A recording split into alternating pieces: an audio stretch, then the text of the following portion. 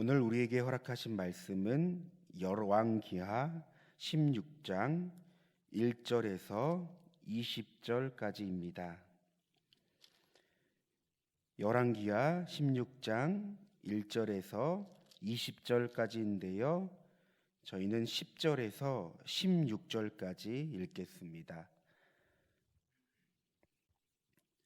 아하스 왕이 아스르의 왕 디글랏 빌레셀을 만나러 다메섹에 갔다가 거기 있는 제단을 보고 아하스 왕이 그 제단의 모든 구조와 제도의 양식을 그려 제사장 우리야에게 보냈더니 아하스 왕이 다메섹에서 돌아오기 전에 제사장 우리야가 아하스 왕이 다메섹에서 보낸 대로 모두 행하여 제사장 우리야가 제단을 만든지라.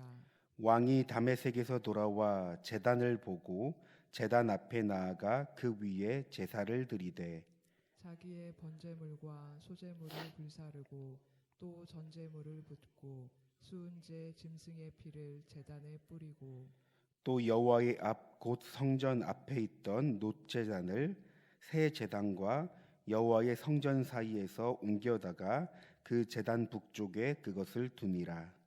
아하스 왕이 제사장 우리야에게 명령하여 이르되 아침 번제물과 저녁 소제물과 왕의 번제물과 그 소제물과 모든 국민의 번제물과 그 소제물과 전제물을 다 이 큰 제단 위에 불사르고 또 번제물의 피와 다른 제물의 피를 다 그 위에 뿌리라.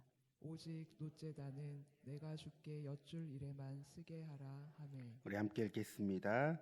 제사장 우리야가 아하스 왕의 모든 명령대로 행하였더라. 아멘. 저희는 계속해서 이스라엘 왕들을 살펴보고 있습니다.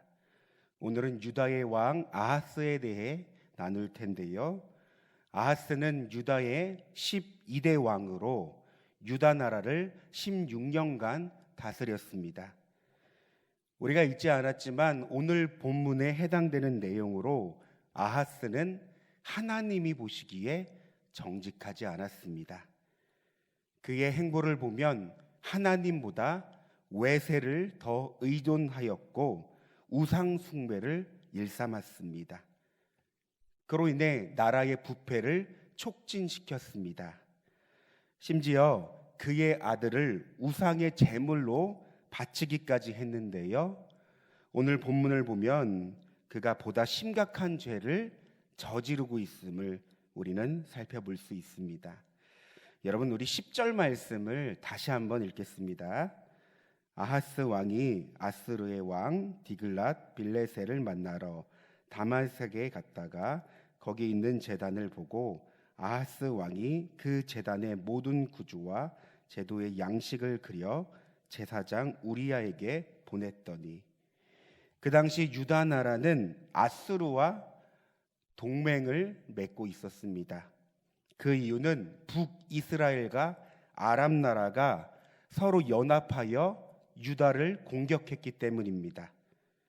이에 유다 왕 아하스는 아수르에게 도움을 청하였고 그 결과 유다 나라와 아스르의 승리로 끝났습니다. 따라서 아스르의 도움을 받은 이 아하스 왕은 다메섹으로 가 이 아스르 왕을 만납니다. 이때 다메섹으로 간 이 아하스가 이방 나라의 제단을 보고 감명을 받게 된 것입니다. 여러분, 고대 사회에서 나라의 전쟁은 그들이 섬기고 있는 신들의 전쟁과도 같습니다. 따라서 전쟁의 결과에 따라 승리한 나라의 신은 패배한 나라의 신보다 우월적인 존재로 여겼습니다. 또한 아수르의 이 문명은 우리가 잘 알고 있는 문명의 발생지인 메소포타미아 문명이라고 하죠. 이 문명에 있는 제국의 나라였습니다. 이미 건축 양식과 문화는 타 문화권에 비해 앞서 있었습니다. 그러니 아하스가 그들이 섬기고 있는 제단을 봤을 때 여러분 어떤 생각을 했을까요? 화려함과 우월함이었습니다. 자신의 나라에 있는 제단보다 웅장하고 화려함을 가지고 있는 이 이방 나라의 제단, 다시 말해 자신이 섬기고 있는 하나님보다 이방 나라의 우상이 더 크게 보였을 겁니다. 그러니 그가 어떤 반응을 보였습니까? 방금 전 저희가 읽은 10절 말씀이죠. 이 제단의 모든 구조와 양식을 그려 제사장에게 보냅니다. 여러분, 이것이 어떤 뜻입니까? 자신의 나라에도 이와 같은 제단을 만들기 원했다는 겁니다. 그리고 11절 말씀이죠. 마침내 화려하고 웅장한 제단이 완성됩니다. 여러분, 오늘 본문을 통해 이런 묵상을 하게 되었습니다. 우리가 때때로 살아가며 세상의 화려함과 우월함을 감탄하며 그것을 쫓아갈 때가 있습니다. 특별히 관계 안에서 우리는 이런 모습을 갖습니다. 세상 사람들은 나 말고 다 잘 사는 것 같아. 하는 일도 잘 풀리는 것 같고, 누구 자네는 이렇게 성공했대. 그런데 내 가정, 내 인생을 보면 왜 이렇게 안 풀리지? 모두가 하나같이 화려한 삶을 살아가고 있는 것 같습니다. 보여지고 느껴지고 판단되는 세상의 향내에 취해 어느 순간 세상을 쫓아갑니다. 세상의 화려함과 우월함에 억눌려 살아가는 우리의 모습을 발견합니다. 그런데 여러분, 우리의 인생은 주님을 만날 때 가장 화려하고 비교할 수 없는 인생을 살아가는 줄 믿습니다. 하나님께서 그렇게 우리를 지으셨기 때문입니다. 세상의 화려함에 취해 우월함에 억눌려 여러분, 우리의 인생을 스스로 비난하고 상처 주지 마십시오. 하나님의 말씀이, 성경이 나에게 무엇이라고 말하는지 우리는 하나님의 말씀을 들어야 합니다. 여러분, 빛 대신 주님이 우리 안에 오셨다는 것은, 그분의 존재가 우리 안에 오셨다는 것은 우리의 존재가 가장 빛나고 화려하다는 것을 의미합니다. 그분의 아름다움이, 그분의 존귀함이, 그분의 영광이 우리의 인생을 가득 채우기 때문입니다. 여러분, 성전의 진짜 화려함은 값비싼 금은보화로 이 성전을 채워서 화려한 것이 아닙니다. 하나님의 영광이 임재하기 때문에 화려한 것입니다. 저와 여러분 모두가 주님으로 인해 진짜 화려한 인생을 살아가길 소망합니다. 한편 저희는 오늘 본문에서 배교 행위를 넘어 하나님의 성전을 멋대로 개조하는 이 아하스 왕을 봅니다.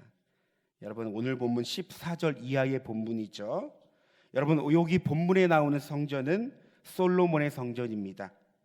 여러분, 이 성전은 하나님께서 친히 다윗에게 지시하여 만든 성전이죠. 하나님의 의지와 계획대로 만들었던 성전입니다. 그런데 지금 아하스가 이 하나님의 규례를 깨고 있습니다. 우리가 나아가 15절을 보면 놋대잔을 옮겨놓고 자신이 필요할 때만 하나님께 뜻을 여쭙겠다고 합니다. 여러분, 무슨 뜻입니까? 자신이 섬겨왔던 하나님을 완전히 버리지 않고 다른 이방신을 동시에 섬긴다는 말입니다. 쉽게 말해 양다리를 걸치겠다는 겁니다. 여러분, 놋대단은 놋으로 만든 번제단을 말합니다. 모든 희생제물은 이곳에서 번제로 드려졌습니다. 따라서 자신이 필요할 때만 이 놋제단을 사용하는 것이 아니라,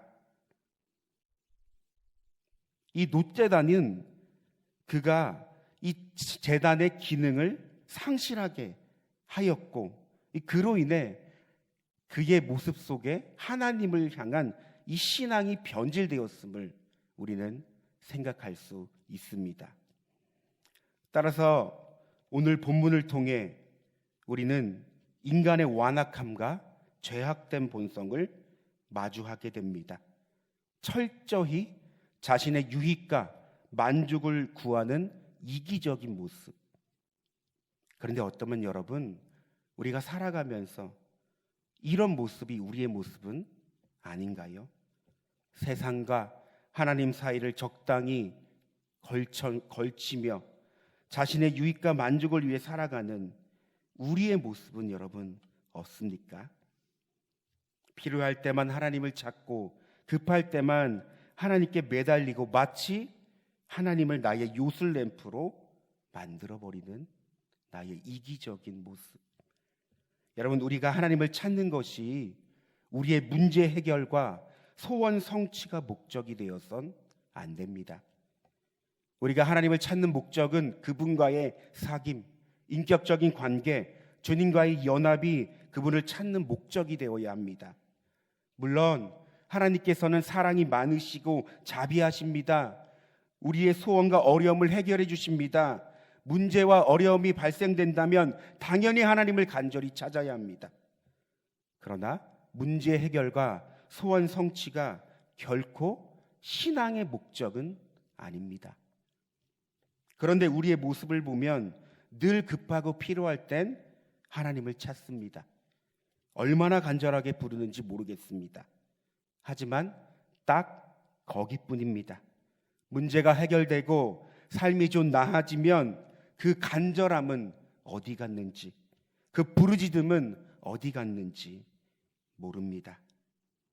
하나님을 바라봤던 우리의 시선이 자연스럽게 또다시 세상을 향하게 됩니다. 또다시 양다리를 걸치며 살아갑니다. 즉 하나님과 바른 관계, 바른 사귐이 이루어지지 않았다는 것을 말합니다. 여러분, 이스라엘 백성들이 이러했습니다. 나라가 위급하고 위험할 때는 하나님을 찾습니다. 하나님께 부르짖으며 회개합니다. 하나님은 이런 백성들을 긍휼히 여기셔서 위험에서 건져주십니다. 그런데 이 백성들이 조금 살만하면 또다시 하나님 앞에 범죄하고 하나님이 아닌 우상을 섬겼습니다.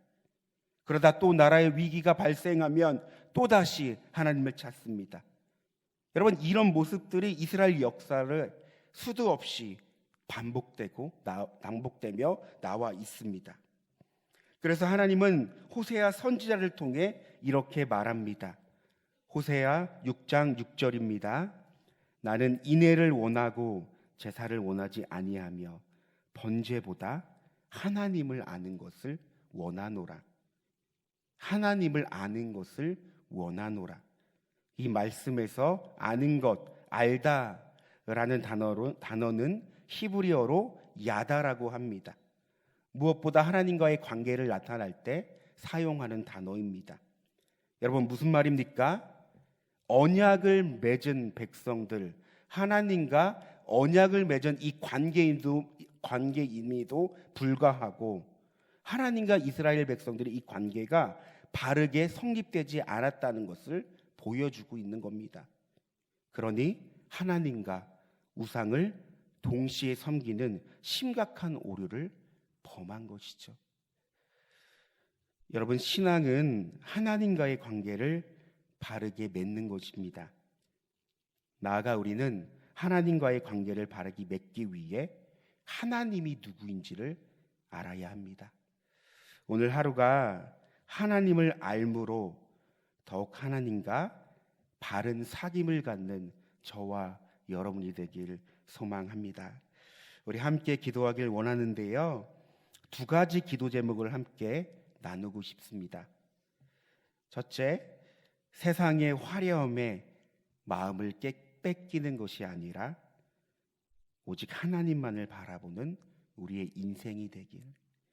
두 번째로, 우리가 하나님과의 관계를 다시 한번 점검하며 세상과 하나님 사이를 저울질하는 우리들의 모습은 없는지, 여러분, 그런 모습이 있다면 우리 하나님께 회개하며 하나님의 은혜를 구할 수 있는 이 자리가 되길 소망합니다. 우리 다 함께 주님의 이름을 한번 부르며 기도하겠습니다. 주여, 사랑과 은혜가 충만하신 하나님, 오늘 본문을 통해 유다왕 아하스가 하나님보다 이방 우상을 더 섬기는 것을 우리는 보게 되었습니다.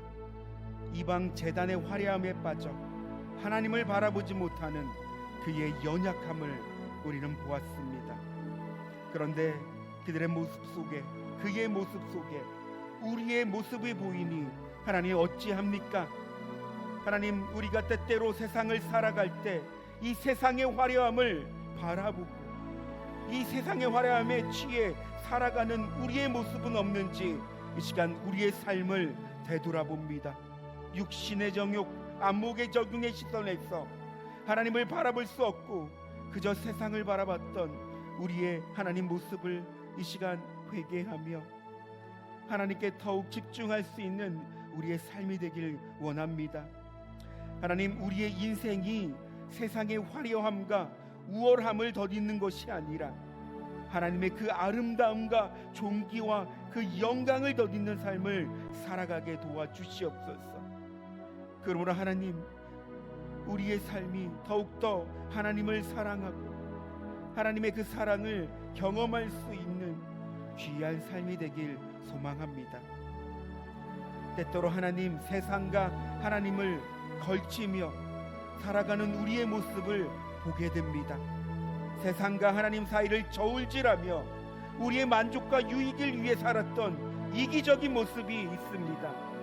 하나님, 용서하여 주시옵소서. 내 마음대로, 하나님 내 뜻대로 세상을 선택했던 나의 이 연약함을 하나님께서 불쌍히 여기시고 하나님, 늘 하나님을 사랑하고 늘 하나님만 바라볼 수 있는 나의 삶이 될 수 있도록 하나님 인도하여 주시옵소서. 나의 마음을 하나님께서 정결하게 하여 주시고 그러므로 이 마음이 더욱더 하나님께 교정될 수 있는 귀한 은혜를 더하여 주시옵소서. 하나님, 우리 사랑하는 성도님들을 위하여 기도합니다. 하나님을 믿고 신앙생활을 하며 살아갈 때 누구보다 하나님과 바른 관계로서 살아갈 수 있는 우리 성도님들이 되게 도와주시옵소서. 그러므로 그 바른 관계 안에서 하나님이 누구인지를 알게 하시고 하나님의 사랑과 은혜가 얼마나 큰지를 다시금 경험하고 깨달을 수 있는 우리 성도님들이 되게 도와주시옵소서. 그러므로 오늘 하루가 하나님을 알므로써 더욱 건강한 사귐을 갖는 귀한 하루가 될 수 있도록 하나님 붙드시고 인도하시고 우리를 다스려 주시옵소서. 살아가면서 하나님, 여러 문제와 어려움을 만날 때가 있습니다. 하나님, 그때마다 우리가 너무나 연약하여 보이는 대로, 느껴지는 대로, 바라보는 대로 반응할 때가 너무나 많이 있습니다. 그러나 하나님, 오늘도 우리 가운데 살아계셔서 역사하시는 그 하나님을 우리가 믿음으로 바라볼 수 있는 귀한 은혜를 더하여 주시옵소서. 믿음으로 하나님을 바라보고 믿음으로 하나님의 말씀을 취할 수 있는 우리의 삶이 될 수 있도록 하나님 우리를 다스려 주시고 우리를 인도하여 주시옵소서.